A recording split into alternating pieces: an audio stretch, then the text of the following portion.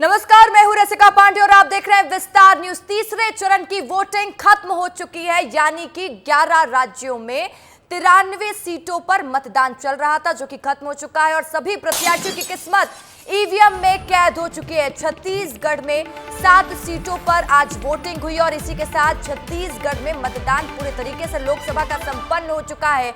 सभी प्रत्याशियों की किस्मत ईवीएम पर कैद हो चुकी है। तो वहीं मध्य प्रदेश में 9 सीटों पर मतदान हुआ। शाम 5 बजे तक का आंकड़ा हम आपको बता दें कि 60.19% वोटिंग देश में हुई है। तो वहीं मध्य प्रदेश की अगर बात करें, 9 सीटों पर मतदान हुआ है, 62.28% मतदान हुआ है। छत्तीसगढ़ की 7 सीटों में 66.87% मतदान हुआ है।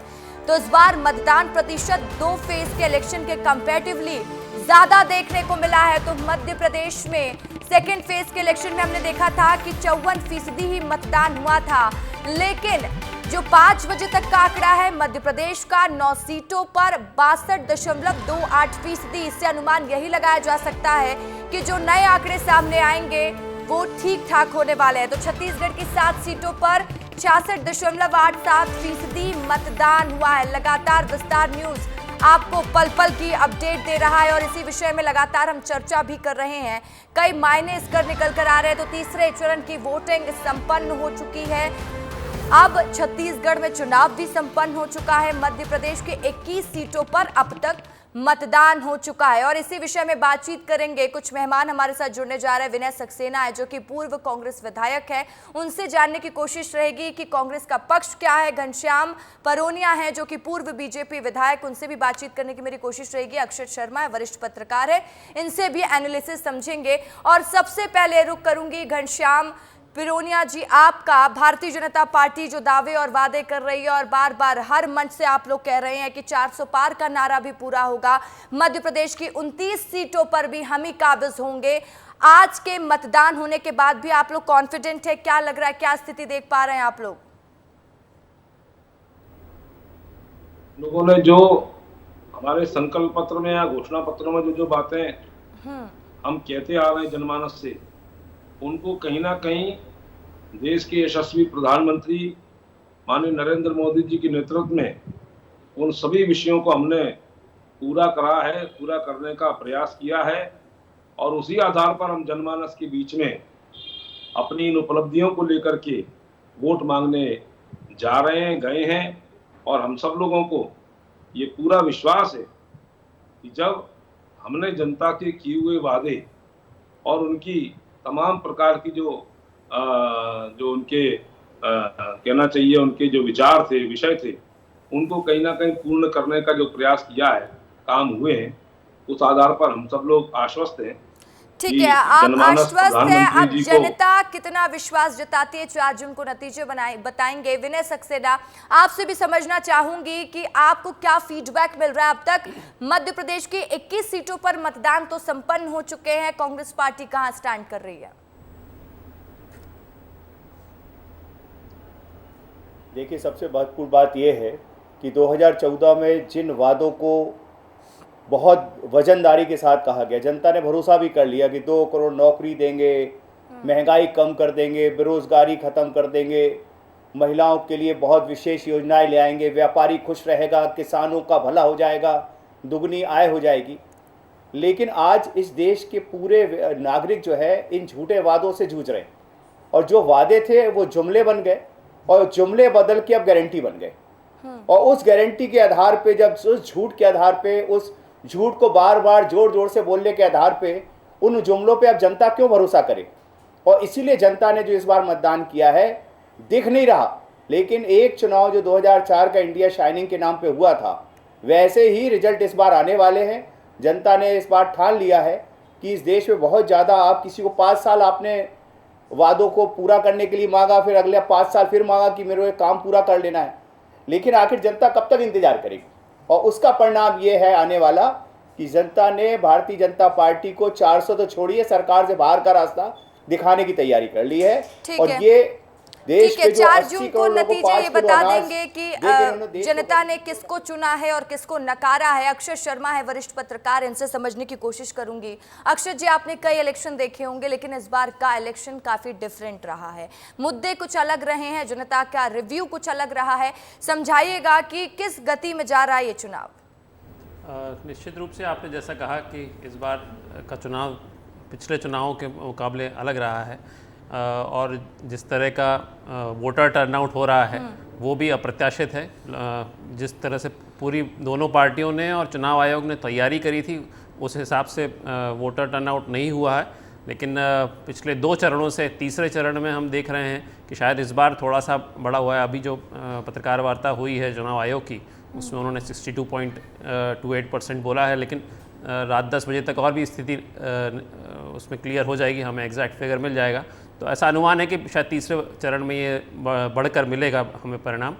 और इस पर दोनों ही पार्टियों की तरफ से जो मुद्दे उठाए गए थे उस पर लोगों ने जिस तरह की प्रतिक्रिया दी है, कांग्रेस जहाँ कह रही है कि भाजपा उसको हिंदू मुस्लिम कर रही है, भारतीय जनता पार्टी की तरफ से सारे मुद्दे जो विकास के उन्होंने कार्य पिछले 10 वर्षों में किए हैं और निश्चित रूप से उसका परिणाम भी उनको मिला है कि जिस तरह से विश्व स्तर पे भारत की स्थिति मजबूत हुई है और भारत जो परिणाम उसके मिले हैं वो लोगों के मन में मस्तिष्क में भरे हुए हैं। सुबह ही आज हम किसी चैनल पे देख रहे थे कि जो मुस्लिम टर्नआउट था, मुस्लिम महिलाओं में भी ये बात आ रही थी कि 3 तलाक और जो दूसरे मुद्दे उनको तो इन तमाम चीजों को कल्याण के ध्यान में लेकर हुए रखकर यानी जनता वो परिणाम मतदान दे रहे केंद्र हैं। तक पहुंची होगी। विनय सक्सेना जी, आपके पास आऊंगी। आपकी महिला नेत्री नाराज चल रही हैं और कुछ तो भारतीय जनता पार्टी में शामिल भी हो गई है, चाहे मैं निर्मला शपरे की बात करूं या राधिका खेड़ा की बात करूं, और ये कह रही हैं कि सम्मान पार्टी नहीं देती थी और दूसरी बात है कि राम का विरोध किया जा रहा था। विनय जी, देखिए, सम्मान की अगर बात करें तो इस देश पे अगर सबसे ज्यादा महिलाओं और बच्चियों पे अत्याचार हो रहा है तो मध्य प्रदेश पे हो रहा है और हिंदुस्तान में सब प्रदेशों में यही हालत है जहाँ जहाँ भाजपा के लोग काबिज हैं। वो चाहे अजय टेनी की बात करें और चाहे मध्य प्रदेश की बात करें, अत्याचार में महिलाओं के नंबर 1 पे है मध्य प्रदेश। और दूसरी बात है, विश्व में क्या हालत है देश की। जिस देश के 82 करोड़ लोग 5 किलो अनाज सरकार के भरोसे चल रहे हों, इस देश में आप कितना भी अपने गाल बजा ले, पीठ थपथपा ले, लेकिन विश्व में आज इन सब बातों को लेकर चर्चा है। और विश्व के जो बड़े अखबार हैं, जो लंदन के हो, चाहे वो अमेरिका के हो, चाहे वो विश्व के बड़े जो भी अखबार हैं, वो सब आज हिंदुस्तान के बारे में अच्छा नहीं लिख रहे। बाजू वाला पड़ोसी हमारा मालदीव आग दिखा रहा है, नेपाल आग दिखा रहा है, और जो हमारा हंगर जो इंडेक्स है उसमें हिंदुस्तान कहाँ पे खड़ा है। ये सब बातें बताती है कि झूठ बोल के, जोर जोर से बोल के, अपने गाल थपथपा के आप बोल रहे हो और आंकड़ों को के साथ भी बाजीगरी हो रही है।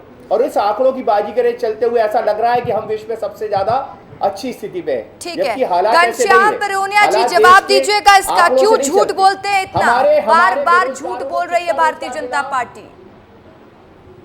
देखिए विनय जी, हमारे एक बात सुन अभी लीजिए। बता रहे थे देश की विनय जी अभी जो कह है, रहे थे बेरोजगारी कितनी है कि विश्व भर के अखबार, विनय जी विधायक जी मेरा अवसर है। अत्याचार कितना कम विधायक जी हुआ? देखिए, हमारे किसानों की आय दुगनी हुई कि नहीं हुई? ये सब चीजें जो है विधायक बताती जी, कि देश आगे बढ़ रहा है। सिर्फ ये नहीं बताती विधायक कि जी, सरकार आंकड़े घोषित कर दे और आप लोग भाषणों में अपने गाल थपथपा ले। ठीक है, जवाब विधायक जी, देने दीजिए। घनश्याम जी, जवाब दीजिए।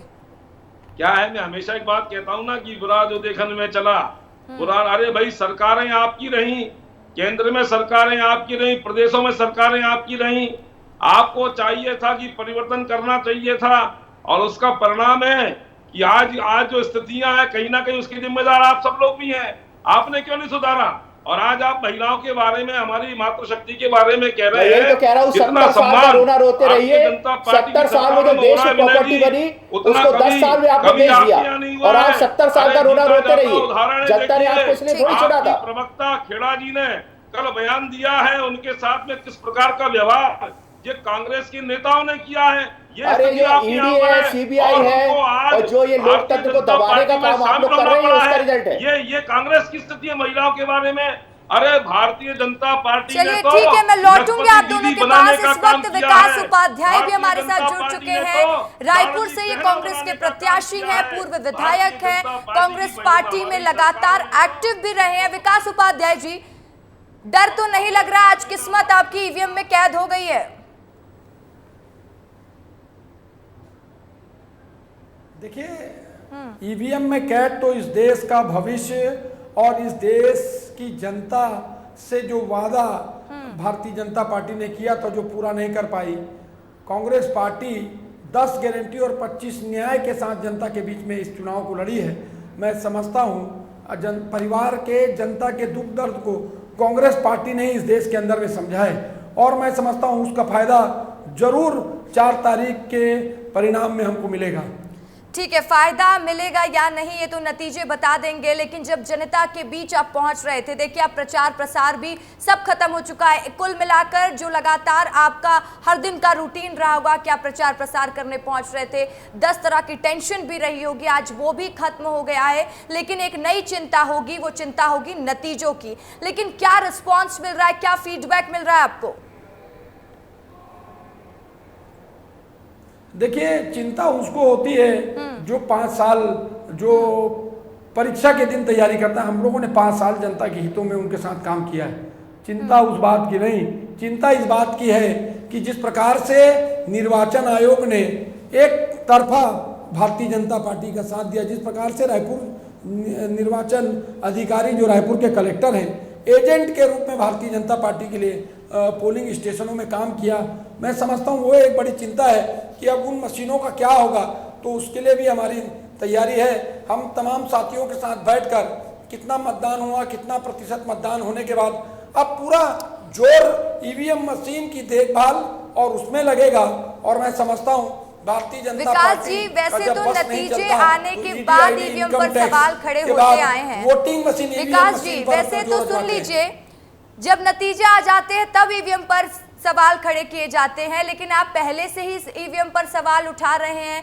ये चिंता ही ज्यादा दर्शा रही है आपकी, या फिर आपको लग रहा है हार का डर सता रहा है? ऐसा तो नहीं है।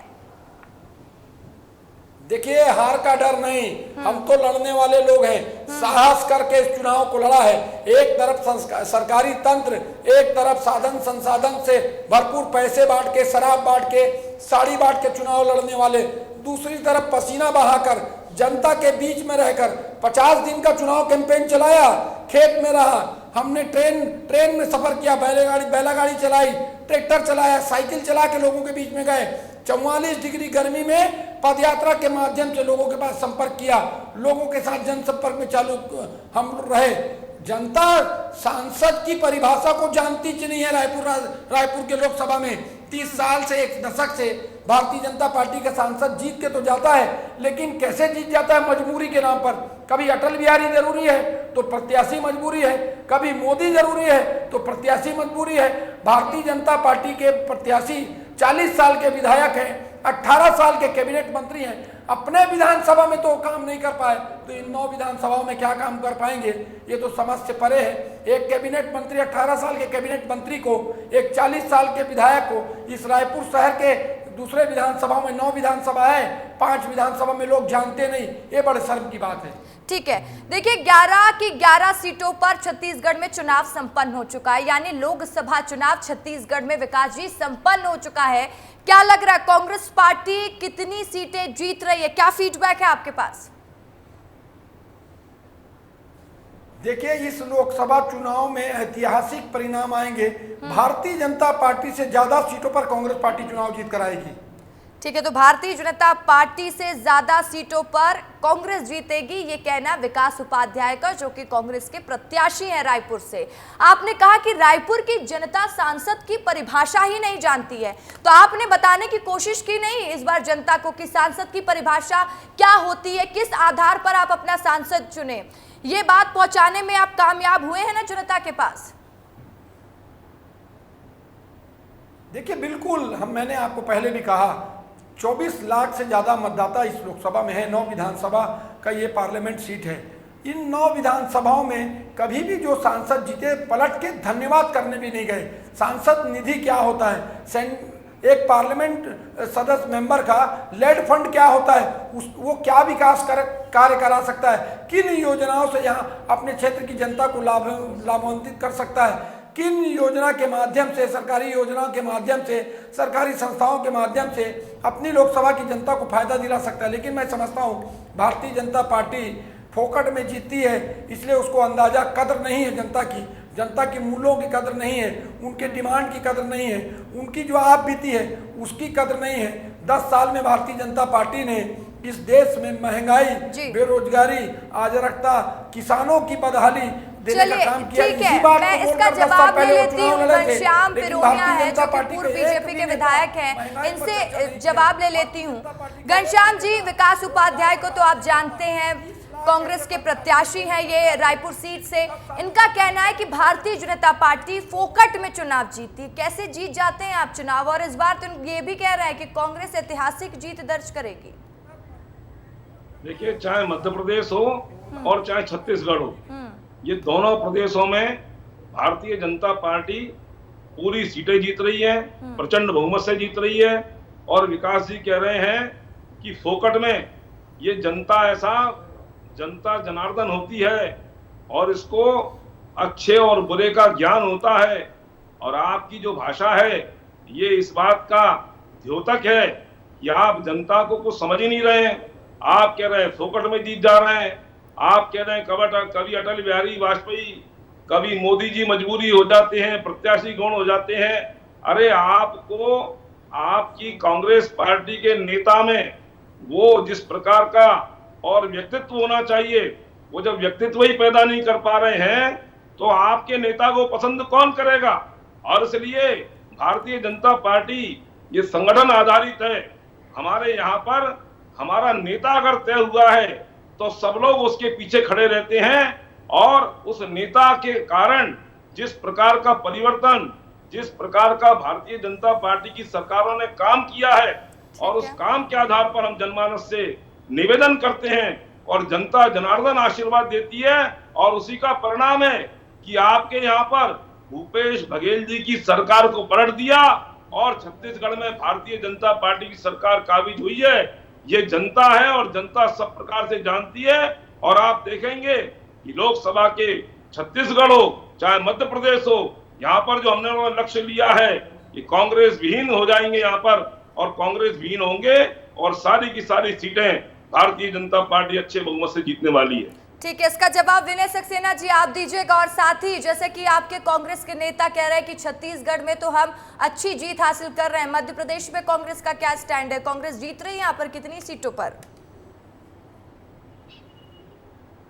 देखिए, मध्य प्रदेश हो चाहे छत्तीसगढ़ हो, सब जगह कांग्रेस बेहतर स्थिति में है, मैं ये कह सकता हूँ। और भारतीय जनता पार्टी के जितने वादे, दावे, घोषणा, जुमले, ये सब अब पब्लिक समझ चुकी है।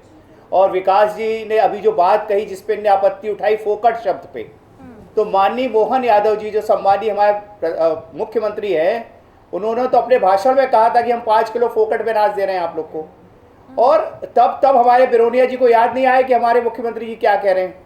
लेकिन इस देश में सबको पता है। मैं ये जरूर कह सकता हूँ कि ये चुनाव जो है इतिहास में अपनी गंदी जुबानी के कारण, अनर्गल बयानबाजी, जुमलेबाजी और बहुत ही घटिया स्तर तक पे जाके जो भाषण और घोषणाएं हुई हैं उसके लिए याद किया जाएगा।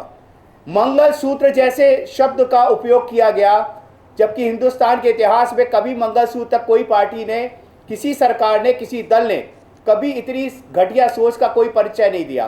परंतु हमारे देश के प्रधानमंत्री जब मंगलसूत्र की बात करते हैं तो लोग उनके ऊपर खुद प्रश्न उठाते हैं कि आप मंगलसूत्र का कितना सम्मान करते हैं।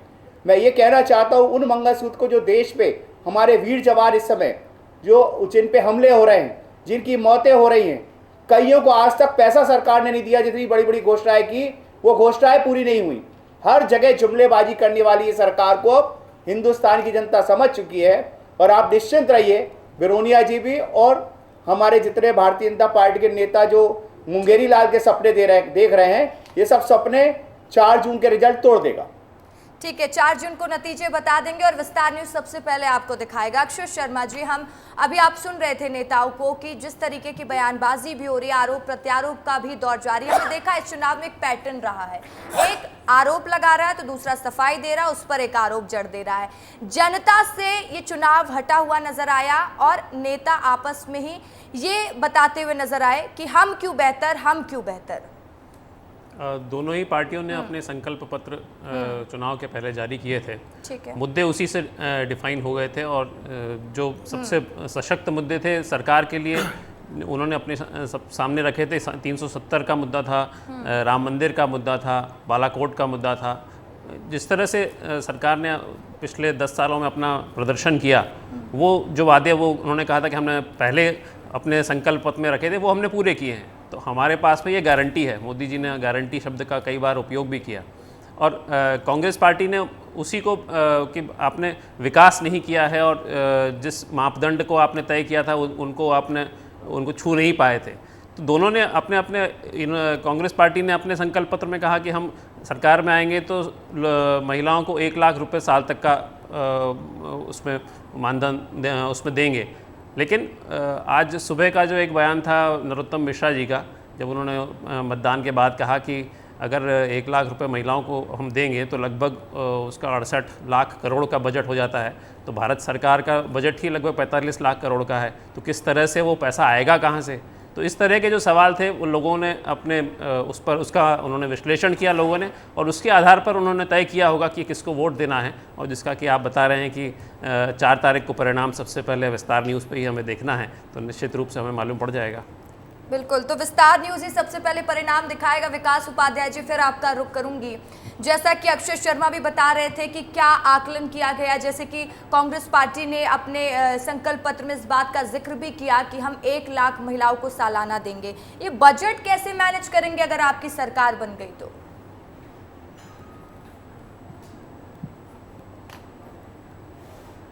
मैं जवाब दे सकता हूँ। रसिका जी, ठीक है, विनय जी आप दे दीजिए इसका जवाब।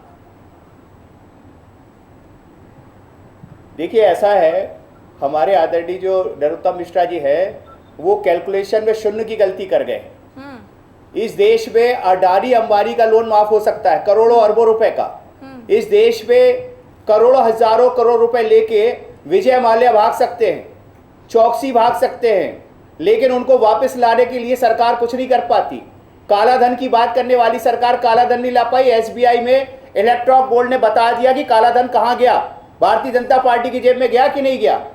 तो इसलिए ये चिंता ना करें, सरकार कैसे देगी। माननीय मनमोहन सिंह जैसे अर्थशास्त्री हमारी ही पार्टी में है जो हर तरह से सोच समझ के कोई आंकड़े प्रस्तुत कर रहे हैं। तो आप निश्चित रहिए, कांग्रेसी सरकार बनेगी तो किसी को चिंता करने की जरूरत नहीं है। हम लोग ने 1500 रुपए जब कहा था मध्य प्रदेश में, तो भारतीय जनता पार्टी ने 1000 डिक्लेयर करके चुनाव में जो परिणाम आए आपने देखे। तो अगर वहां पे अगर सरकार दे सकती है तो कांग्रेस सरकार जो कहती है ये वचन पत्र है कांग्रेस का, ये जुमलेबाजी नहीं है 2014 की कि 15 लाख रुपए हर व्यक्ति के खाते में आएंगे। मैं माननीय आपसे पूछना चाहता हूं, 15 लाख रुपए खाते में देने का वादा जो था वो किस आधार पर किया गया था? वो 15 लाख नहीं दे पाए, कांग्रेस 1 लाख नहीं दे पाएगी। तो आप 15 लाख के झूठे जुमले कर रहे थे, कांग्रेस 1 लाख का वचन पत्र दे रही है और न्याय करने की बात कर रही है, इसलिए आप चिंता मत करिए उसकी। ठीक है, विकास उपाध्याय जी का रुख कर लेते हैं। लगातार उनसे भी बातचीत करने की कोशिश है और ये समझने की कोशिश है, और क्योंकि वो खुद भी कांग्रेस के प्रत्याशी है रायपुर सीट से, और छत्तीसगढ़ में इस बार चुनाव काफी दिलचस्प देखने को मिल रहा है। विकास उपाध्याय जी, मेरा सवाल फिर आपसे रहेगा, और अब मैं बात करूंगी राधिका खेड़ा पर। राधिका खेड़ा जो कि छत्तीसगढ़ में विधानसभा चुनाव के दौरान भी काफी एक्टिव नजर आई, लोकसभा चुनाव में भी आपके लिए भी प्रचार प्रसार करती नजर आई, आपके पक्ष में बात करती नजर आई, और आज आपके विरोधी बन चुकी हैं। इस पर क्या कहेंगे? देखिए, महिला बहनों का सम्मान कांग्रेस पार्टी सदैव से करती आ रही है। एनएसयूआई युवक कांग्रेस में राधिका खेड़ा जी ने काम किया, फिर एआईसीसी के स्पोक कोऑर्डिनेटर के रूप में, स्पोक पर्सन कोऑर्डिनेटर के रूप में छत्तीसगढ़ से 1 दशक से काम कर रही हैं। कभी भी कांग्रेस पार्टी के कोई भी लीडरशिप ने उनसे इस प्रकार की बात नहीं की। तो प्लांट चीज़ें हैं, किस प्रकार से वो अपना प्रेस कॉन्फ्रेंस लेती हैं, अपना स्टेटमेंट देती हैं, स्टेटमेंट देने के बाद भारतीय जनता पार्टी में शामिल हो जाती हैं। तो आप समझ लीजिए कि भारतीय जनता पार्टी किन ऊंची हरकतों को करने के लिए, सस्ती लोकप्रियता हासिल करने के लिए भारतीय जनता पार्टी किस हद तक जा सकती है, ये किसी से छुपा नहीं है। सुशील आनंद शुक्ला कांग्रेस पार्टी के वरिष्ठ प्रवक्ता हैं, चेयरमैन हैं छत्तीसगढ़ कांग्रेस पार्टी के मीडिया सेल के, जी सुशील शुक्ला के बारे में एक एक मीडिया का आदमी जानता है, एक एक व्यक्ति इस प्रदेश का उनको जानता है। स्टेट के रीजनल न्यूज़ चैनल ही नहीं, जो नेशनल न्यूज़ चैनल के लोग हैं वो भी सुशील आनंद शुक्ला को जानते हैं। जिस प्रकार का आरोप, बेबुनियादी आरोप राधिका खेड़ा जी ने लगाया, वो सरासर एक प्लानिंग के तहत एक पूरा व्यू रचने का एक स्क्रिप्ट तैयार करने का काम किया गया, और भारतीय जनता पार्टी इस स्क्रिप्ट को लिखने में माहिर है, और भारतीय जनता पार्टी ने ये स्क्रिप्ट लिखी है। ठीक है, देखिए अब ये आरोप उन्होंने लगाया है या उनके साथ हुआ, लेकिन जब एक महिला कुछ बात कहती है या इस तरीके की बात करती है कि मुझे कमरे में बंद कर दिया गया, मैं चीखती रही, चिल्लाती रही, और उनके रोने वाला वीडियो तो आपने देखा ही होगा। घनश्याम पिरोनिया जी, आपके पास आऊंगी, क्योंकि विकास उपाध्याय ने एक आरोप फिर लगाया और लगातार हम सुनते आए हैं। भारतीय जनता पार्टी पर एक आरोप लगता है कि भारतीय जनता पार्टी नेताओं पर, कार्यकर्ताओं पर दबाव बनाती है और उसके बाद अपनी पार्टी में शामिल कर लेती है। जब आपके पास ऑलरेडी इतने कार्यकर्ता हैं, इतने बड़े बड़े नेता हैं, तो आप विपक्ष को रहने दीजिए ना। कितने नेताओं को लाएंगे, क्या करेंगे इनका फिर? नहीं, देखिए, इसमें भारतीय जनता पार्टी का कोई लेना देना नहीं है। इनके नेता कार्यकर्ता स्वयं भारतीय जनता पार्टी की रीति नीति, योजना और कार्यक्रमों से प्रभावित होकर के, हमारे नेता की कार्य पद्धति से प्रभावित होकर के आ रहे हैं। उनका स्वागत है।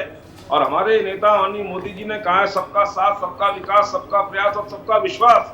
इस आधार पर विकसित भारत का निर्माण ये भारतीय जनता पार्टी की सरकार करना चाहती है। लेकिन जो अब कांग्रेस के कार्यकर्ता बीजेपी में शामिल हो रहे हैं, वो सबका साथ, सबके विकास की बात नहीं कर रहे थे।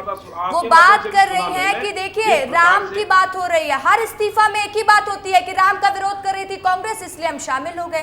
कोई नहीं बात करता कि मोदी की गारंटी, मोदी ने ये काम किया जिस वजह से हम विचारधारा से प्रभावित होकर भारतीय जनता पार्टी का दामन थाम रहे हैं।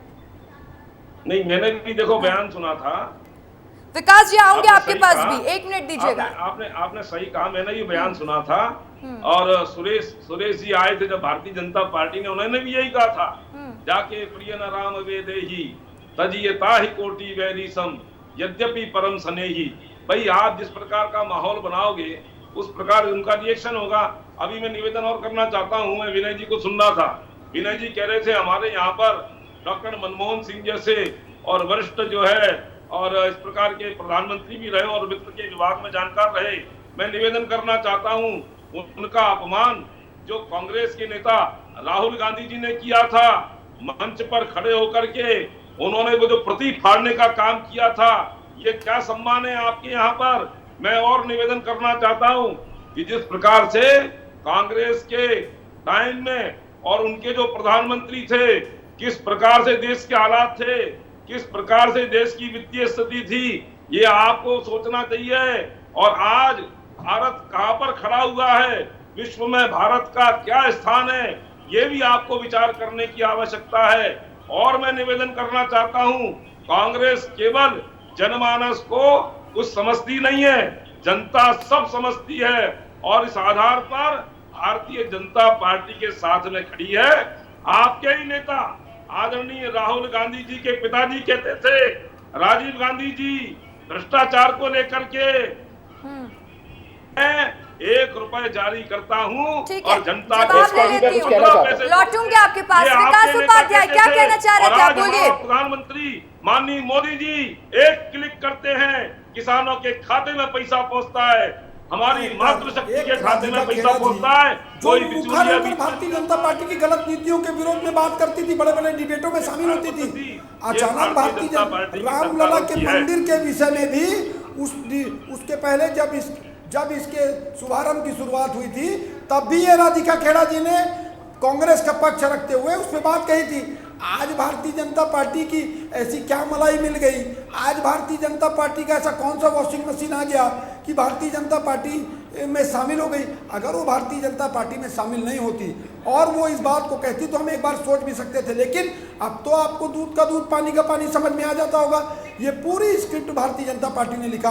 और ये जो सामने भारतीय जनता पार्टी के पूर्व विधायक जी बैठे हैं, ये राजीव गांधी जी के बारे में बोल रहे हैं। क्या जानते हो आप राजीव गांधी जी के बारे में? लगता है मुझको आप राजीव गांधी राजीव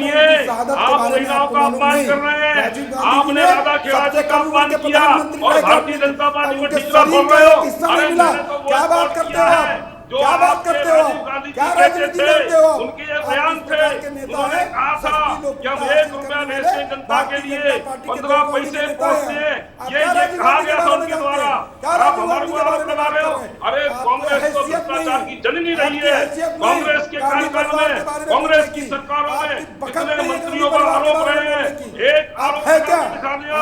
हमारे आप नरेंद्र कुछ नहीं मोदी है। जी की सरकार आप में सिर्फ एक लोगों भी को नहीं भाई से मिलेगा भाई को आपको। लड़ाना, और जाति कांग्रेस से की जाति को सरकार लड़ाना, में धर्म से धर्म को भ्रष्टाचार में लड़ाना। डूबे हुए, आप है आतंक क्या? में डूबे हुए ऐसे आप नेता किस- और मंत्री क्या थे। आपकी बखत आप क्या किस है? प्रकार के आरोप जो लगाने आप का काम एक कर रहे हैं? व्यक्ति, अरे एक अपने पूरा परिवार परिवार में झांके जिसने खोपड़े देश की और अखंडता कांग्रेस और के एकता के लिए कार्यकाल में भाईचारे के लिए अपनी जान दे दी, क्या शहादत दे दी, थी? उसके बारे में ये बोलने में विकास शर्म जी नहीं आती आपको आपको? रस्का जी, इनको करना साइलेंट चाहिए। करिए। और उसका परिणाम है कि जनता आज भारतीय जनता ठीक है, पार्टी के सुनिए, साथ में एक-एक खड़ी करके है बोलिए। और जनमानस भारतीय जनता पार्टी को आशीर्वाद जितना देने बाल की बचाओ तत्पर भी है। चले जाएगा, ज्यादा बात मत कर। विकास जी, इस तरीके के शब्दों का इस्तेमाल मत करिए इस डिबेट शो में प्लीज। देखिए, शब्दों की मर्यादा आप दोनों रखिए। मैं आप दोनों से रिक्वेस्ट हमारे करूंगी। जो जिस नेता ने इस देश के लिए शहादत दी, उसके विषय में कोई बोलेगा तो इससे भी गंदा बोलूंगा, ठीक इससे है, भी गंदा लेकिन बोलूंगा। एक तो इस टीवी देश शो के में लिए एक तो शहादत देने मर्यादित वाले शब्द राजीव का गांधी जी के इस्तेमाल बारे किया में जा सकता एक है दो ना, कौड़ी सर? का आदमी कुछ बोलेगा तो जरूर बोलूंगा। ठीक है, आप अपनी बात रखिए, वो ठीक है, उपाध्याय जी, लेकिन इस तरीके से मत। इनकी औकात है बात करने की, उपाध्याय जी, इनकी बखत है बात करने मैं की। एक दलित समाज से आता हूँ, अनुसूचित जाति वर्ग से आता हूँ। आप इस प्रकार की भाषा का इस्तेमाल नहीं करें। मैं निवेदन करना चाहता हूँ आपसे। घनश्याम जी, मैं आप भी एक सम्मान मिनट के शांत साथ मैं रहिए। निवेदन कर रहा हूँ विनय आपसे। सक्सेना, आप आप जैसे बोलिए। शहादत- तरीका एक नहीं है मिनट। लोगों ने आपका शहादत बात दी, करने उसके का। विषय में आप आप कैसे बात कर सत्यवादी सकते से हैं? बात करेंगे, राजीव गांधी जी के ठीक बारे है, में आपने ठीक कैसे है। बोला? देखिए, कैसे राजीव गांधी जी की शहादत के रस्का बारे में जी, आपने बात किया? मैं निवेदन कर रहा हूँ। मैं एक आग्रह के साथ दोनों नेताओं से कहना चाहता हूं हम 1 रुपया बेचते हैं कि माननीय मोदी जी की बात कर रहे थे, राहुल गांधी जी की बात कर रहे थे। मैं तो अपने विधायक जो साथी हमारे घनश्याम जी उनसे भी कहना चाहता हूँ, बार बार नरेंद्र मोदी जी मत बोला करिए। आदरणीय प्रधानमंत्री के लिए आदरणीय शब्द का उपयोग आप भी किया करिए। घनश्याम जी, आपसे भी आग्रह है। दूसरी बात कहना चाहता हूँ मैं कि माननीय राहुल गांधी जी के लिए कहने से पहले बात सोचिए कि माननीय अडवाणी जी के साथ क्या हो रहा है, मुरली मनोहर जोशी के साथ क्या हो रहा है, तब फिर राहुल गांधी जी पे आप प्रश्न चिन्ह लगाइए। दूसरी बात, सुमित्रा महाजन जी का जो बयान मध्य प्रदेश में आया है और जो उन्होंने आईना दिखाया भारतीय जनता पार्टी को, उसको घनश्याम जी सुन लीजिए, देख लीजिए बयान को, तो आपकी आंखें खुल जाएंगी। तीसरी बात मैं कहना चाहता हूं कि आज देश का जो लोकतंत्र है, जो चाहे कार्यपालिका, विधायिका, न्यायपालिका और मीडिया जिस तरह से दबाव में काम कर रही है, ये लोकतंत्र के लिए ठीक नहीं है और घनश्याम जी किसी भी पार्टी के लिए ठीक नहीं है। जो लोग संविधान पे विश्वास करते हैं, लोकतंत्र पे विश्वास करते हैं, उनको इस बात के लिए चिंता है। और ये मैं जरूर आपसे कहना चाहता हूँ। और घनश्याम जी, विनय जी, आप अपनी बात रखिए, लेकिन मीडिया के दबाव की बात मत करिए। हम किसी दबाव में नहीं है, क्योंकि सर मुझे तो कोई दबाव नहीं है ना, मुझे कोई कुछ बोलता। आप अपनी बात कंप्लीट करिए, आपस में बात करिए। लेकिन इस समय पूरे देश के क्या हालात है, मैं रस्का जी आपके बारे में बात नहीं कर रहा हूँ। ठीक है, हाँ बोलिए सर, आपकी हिम्मत की कंटिन्यू दाद करिए। देता हूँ, लेकिन पूरे हिंदुस्तान में क्या हो रहा है ये सबको पता है। और इसके बारे में न्यायपालिका की क्या हालत है, दबाव में है, ये सबको पता है। किस तरह से विधायकों को खरीदा जा रहा है, ये सबको पता है। जिस तरह से अभी राधिका जी की बात आ रही थी, मैं एक प्रश्न पूछना चाहता हूँ कांग्रेस के उन नेताओं से जो लोग कांग्रेस छोड़ के गए हैं, भगवान राम का नाम लेते हैं, वो कृपया कर बताएं कि 22 तारीख को क्या वो राम मंदिर गए थे? उसके 22 तारीख के बाद से आज तक राम मंदिर गए? अरे जिसको भगवान राम को मानते, हम लोग अपने आप मंदिर हुआए। हमें जरूरत नहीं थी किसी के आमंत्रण की, हमें जरूरत नहीं थी भारतीय जनता पार्टी में जाने की। भगवान राम के दर्शन करने के लिए किसी आमंत्रण की जरूरत नहीं है और किसी तरह के निमंत्रण की जरूरत नहीं है। ये बात जरूर है कि जब भारतीय जनता पार्टी ने इवेंट बनाया 22 तारीख को, तो देश के राष्ट्रपति महोदया जो सर्वोच्च पद है उनको भी नहीं बुलाया। चारों शंकराचार्य जी को विधिवत सम्मान करके उनके लिए कोई जगह निश्चित नहीं करी। ये अपने आप का एक प्रश्न चिन्ह है। ठीक है, मैं लौटूंगी आपके पास। विनय जी, रिकेश सेन भी भारतीय जनता पार्टी से विधायक हैं, वो भी इस वक्त हमारे साथ लाइव जुड़ चुके हैं, उनसे भी समझने की कोशिश रहेगी। छत्तीसगढ़ में चुनाव आज संपन्न हो चुके हैं सर, क्या फीडबैक मिल रहा है, यहाँ से सवाल की शुरुआत करूंगी। लेकिन डिबेट में अभी बात जो राम मंदिर की हो रही थी, उस मसले पर भी चर्चा आपसे करूंगी।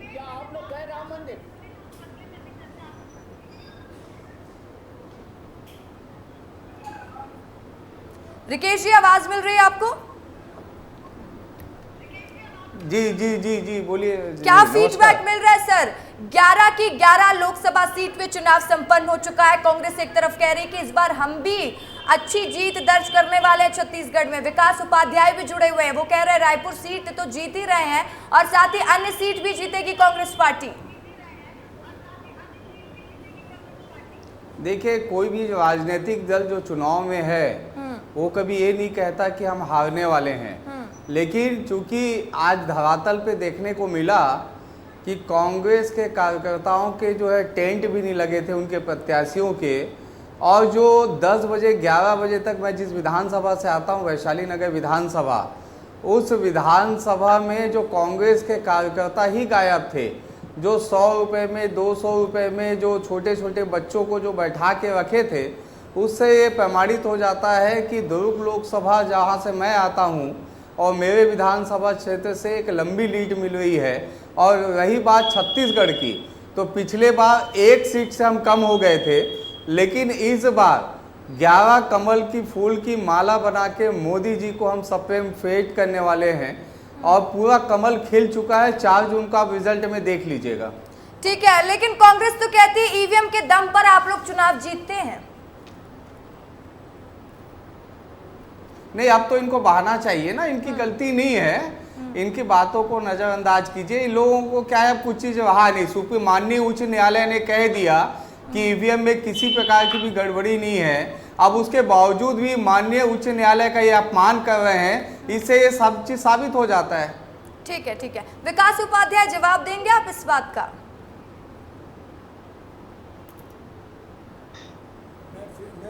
विकास जी, आप क्या पूछा, क्या बोला उन्होंने, आप एक बार रिपीट कर देंगी?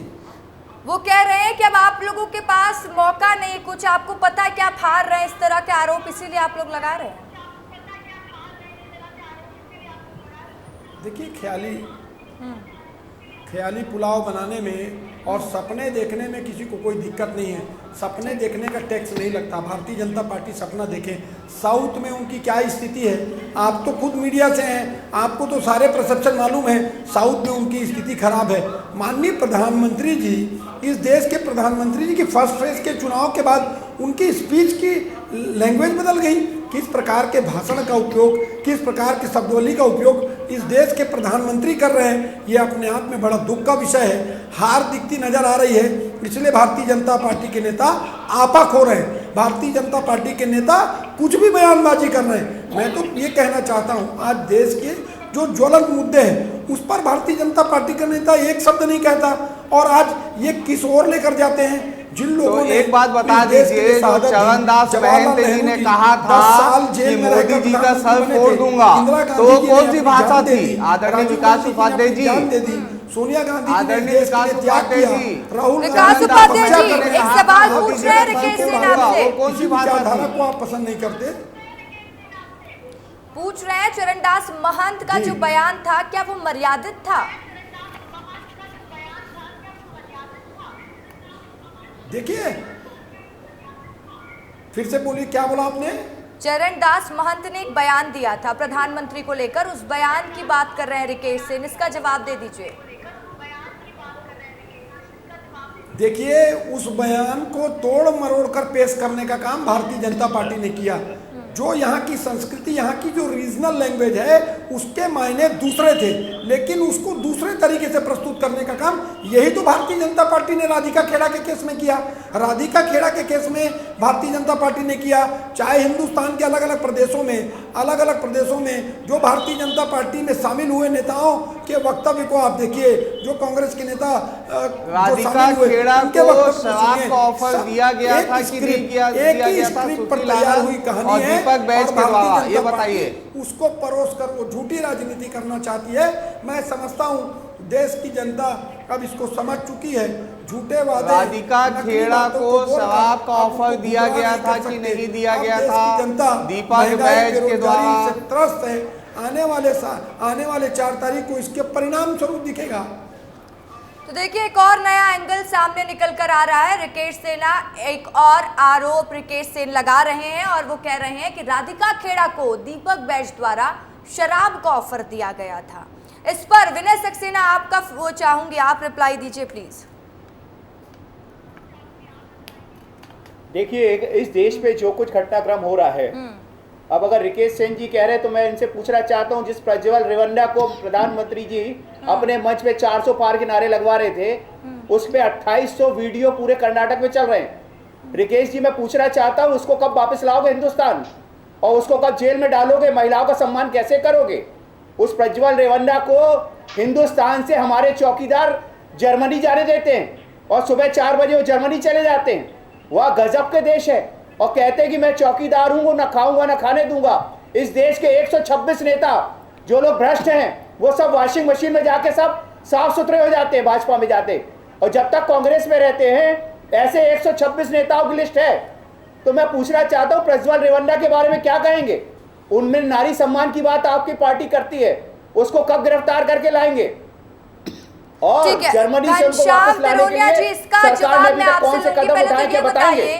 आप लोग बयान तोड़ मरोड़ कर पेश करते हैं, ये मशीन कहां से लाते हैं, वो वॉशिंग मशीन कहां से लाते हैं? जो कांग्रेस का जो कार्यकर्ता आता भारतीय जनता पार्टी में धुल जाता है, वो मशीन कहां से लाते हैं? कहां से मैनेजमेंट हो रहा है सर, एक बार समझा दीजिए, क्योंकि आरोप तो हर दिन लग रहे हैं। इन्हें देखिए, जब तक ये नेता कांग्रेस में थे या रहते हैं तब तक तो इनके ठीक रहते हैं, और जैसे ही वो भारतीय जनता पार्टी में आ जाते हैं इनके कारण आते हैं, कांग्रेस की रीति नीति के कारण आते हैं, और फिर ये कांग्रेसी कहते हैं कि आस्तीन के सांप हैं। अरे उन लोगों ने भी तो कांग्रेस पार्टी को पल्लवित करने में बढ़ाने का भ्रष्टाचार की बात हो रही है, लेकिन कहीं ना कहीं उनकी भावनाएं आहत हुई, कहीं ना कहीं उनके मन को चोट पहुंची है आपकी कार्य पद्धति से, और उसका परिणाम है को भारतीय जनता पार्टी में आ रहे हैं। और मैंने प्रारंभ में भी जैसे कहा कि हमारे कार्यक्रम हमारी रीति नीति योजनाओं से प्रभावित होकर के आ रहे हैं, और आप कह रहे हो साहब कि वो आपके यहाँ करके धुल जाते हैं, ऐसा नहीं है। वो जो समझदार लोग रहते हैं और कैसे हो जाते हैं, जनता पार्टी के साथ में खड़े होने का काम उनके माध्यम से होता है। अरे भ्रष्टाचार मुक्त कैसे हो जाते हैं वो लोग? आपके यहाँ भ्रष्टाचार कितना था? आप अपने यहाँ तो मैंने कहा ना, आपकी सरकारों में कैसे भ्रष्टाचार था, ये आप जवाब दें। आज तक तो आपकी सरकार में कोई आरोप नहीं लगा पाया कांग्रेसियों पे। विनय जी, जनता सब समझती है, आपके कहने से भाई साहब आप भाजपा में नहीं लगा रहा हूं, भाजपा में जाके कैसे शुद्ध हो जाते हैं, जनता सब कैसे वॉशिंग मशीन में शुद्ध हो जाते हैं, ये बताइए। कौन आकंठ भ्रष्टाचार में डूबा हुआ है, जनता जानती है अच्छी तरह से। ठीक है, तो देखिए अजीत पवार जी के 70,000 करोड़ कहां गए? तो दौर जारी रहेगा, लेकिन सवाल जब तक नतीजे नहीं आ जाते तब तक उठते रहेंगे। अक्षर शर्मा इस वक्त मेरे साथ स्टूडियो में वरिष्ठ पत्रकार मौजूद है, उनसे भी लगातार मैं बातचीत करने की कोशिश कर रही हूँ। अभी आप सभी नेताओं को सुन रहे थे, और जब बात होती है लोकसभा चुनाव की तब बात होती है राम मंदिर की।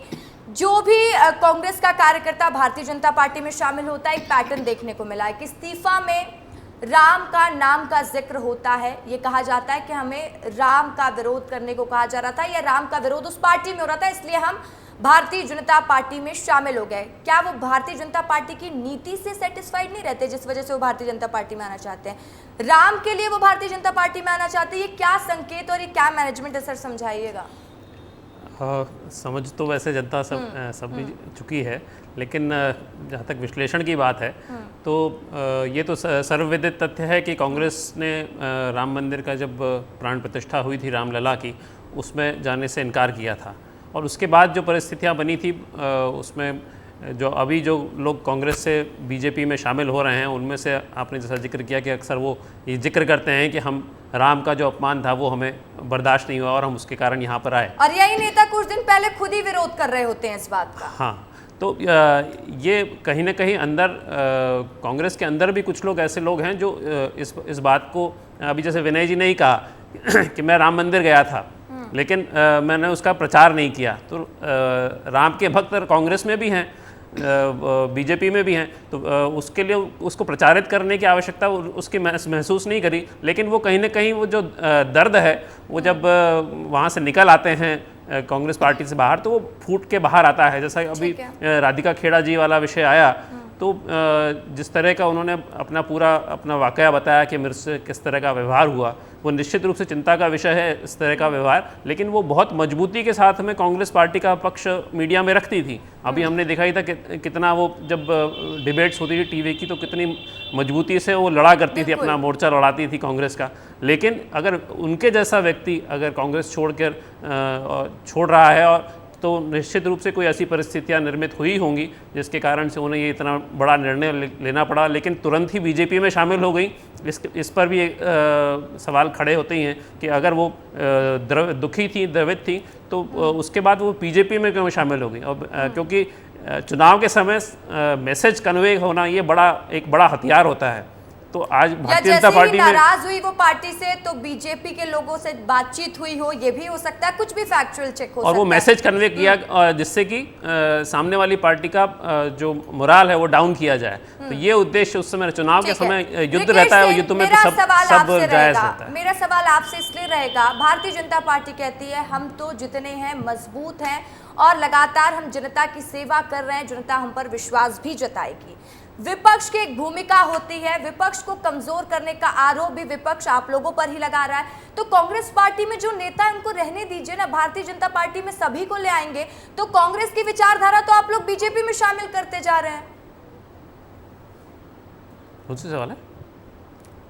नहीं, रिकेश देखिए, सेन जी, 500 आपसे साल सवाल। बाद भगवान राम लल्ला की वापसी हुई है। हाँ, 500 साल बाद भगवान राम लल्ला की वापसी हुई है। अब जो कांग्रेसी है उनको जय श्री राम तक नहीं कहने दिया जाता कांग्रेस में, और जो राम लल्ला के दर्शन के लिए जाते हैं उनको पार्टी बाहर निकाल देती है। अब वो ये चाहती, भाई मैं तो हिंदू हूँ, भले कोई भी राजनीतिक दल में हूँ, मुझे भगवान राम के दर्शन करने दिया जाए, मुझे जय श्री राम बोलने दिया जाए। अब वो भी नहीं बोलने दिया जाएगा तो वो ये तय कर चुके हैं कि ये हिंदू इस देश में अगर कोई इस संस्कृति और संस्कार को बचा सकता है तो वो भारतीय जनता पार्टी है।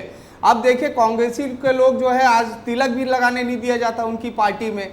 आप अभी बोल दीजिए, अभी वो बैठे हैं, विनय सक्सेना जी बैठे हैं, जय श्री राम बोल के दिखा दे, मैं मान जाऊंगा। अब बोलेंगे तो कल पार्टी से उनको नोटिस आ जाएगा। तो इसलिए लोग जो है भारतीय जनता पार्टी के प्रति आकर्षित हो रहे हैं। जवाब देना। ठीक है विनय सक्सेना जी, दीजिएगा जवाब। रिकेश सेन को खत्म कर लेने दीजिए अपनी बात, बोलिए। हाँ, निश्चित रूप से मैंने जो बात कही है, इसलिए लोग जो है अपनी संस्कृति और संस्कार के प्रति भारतीय जनता पार्टी को ज्वाइन कर रहे हैं। उनको लगता है कि यही ऐसी पार्टी है जो सबका साथ, सबका विकास और सबके प्रयास से इस देश में निश्चित रूप से एक सक्षम प्रधानमंत्री को चुन सकते हैं। ठीक तो है, इसलिए विनय जो है सक्सेना लोगों जी की जवाब दे विचारधारा दीजिए। हमारी आप विचारधारा विनय से सक्सेना मेल जी खा जवाब रही दे दीजिए। एक तो रिकेश सिंह जी जो है थोड़ी देर पहले उच्च न्यायालय की बात कर रहे थे, वो उच्चतम न्यायालय ने निर्णय दिया है ईवीएम पे, वो स्पष्ट कर लें, अपने रिकॉर्ड को, आंकड़ों को ठीक कर लें। वो सुप्रीम कोर्ट का डिसीजन है, उच्च न्यायालय हाई कोर्ट का नहीं है। दूसरी बात कहना चाहता हूँ, एक आध इन्होंने कहा कि कांग्रेस में जो लोग राम मंदिर जाते हैं सुप्रीम कोर्ट ही कहा, उनको सुनने में आप बाहर गलत कर फहमी देती हो पार्टी। गई, मैं सुप्रीम एक कोर्ट का आध ही कोई कहा। आदेश निकला हो तो इनके पास हो तो ये झूठ बोलना बंद करे कम से कम। मैं भी कांग्रेस में हूँ, आज तक मुझे भगवान मंदिर में रोज सुबह हम लोग दर्शन करने के बाद ही दिन शुरू करते हैं। हनुमान जी के मंदिर रोज सुबह जाता हूँ। तो फिर राधिका खेड़ा सबसे बड़ा उदाहरण है। राधिका खेड़ा ने कहा कि वो राम लल्ला के दर्शन के लिए गए थे, इसलिए आप लोगों ने उनको नोटिस भेजा। वादे नहीं करते। और एक बात बताइए रिकेश भाई, आप अपना वीडियो दिखाएं, आप बड़ी बात कर रहे हैं, आप कब गए थे राम मंदिर में, तारीख बता दे। उनका भी आप ही पार्टी के हैं, पूछना चाहता हूं, से निकले नहीं आप और कब राम मंदिर गए थे उसकी तारीख आप बता दें, इसी मंच पे बता दें, मीडिया के सामने बता दें। सिर्फ वहां बैठ के झूठी बातें करना ये अच्छी बात नहीं है, ये लोकतंत्र के लिए घातक है। और इस तरह से भ्रामक जानकारी और भ्रामक बयानबाजी, यही भारतीय जनता पार्टी का मूल मंत्र हो गया है। इसीलिए सुमित्रा महाजन जी को कहना पड़ता है, आदरणीय ताई कहती हैं कि हमारे भारतीय जनता पार्टी के लोग अच्छा नहीं कर रहे, और ये सब चीजें आपको बहुत फायदा नहीं करेंगी आने वाले समय में। अब देश की जनता भी समझ गई कि आप झूठ बोलते हैं, बार बार बोलते हैं, जोर जोर से बोलते हैं और झूठ को सच साबित कर देते हैं। जय श्री राम बोलिए सक्सेना जी। आप लोग अपना वीडियो दिखाइए, कब गए थे राम मंदिर। और सुनिए, देश की राष्ट्रपति महोदया को, चारों शंकराचार्य को कौन सा स्थान मिला था, ये भी भारतीय जनता पार्टी बताए। हमारे देश के बहुत बड़े बड़े जो संत हैं। ठीक है, देखिए आप लोग डिबेट को एक अलग दिशा में लेकर आ रहे हैं। विकास उपाध्याय जी, आखिरी सवाल आपसे लूंगी। मैं मान ली सारी बात, जैसा कि कांग्रेस पार्टी आरोप लगाती कि भारतीय जनता पार्टी दबाव बना के कार्यकर्ताओं को लेकर जा रही है, सब चीज एक तरफ, लेकिन क्या कांग्रेस कामयाब हुई अपने नेताओं को संभालने में?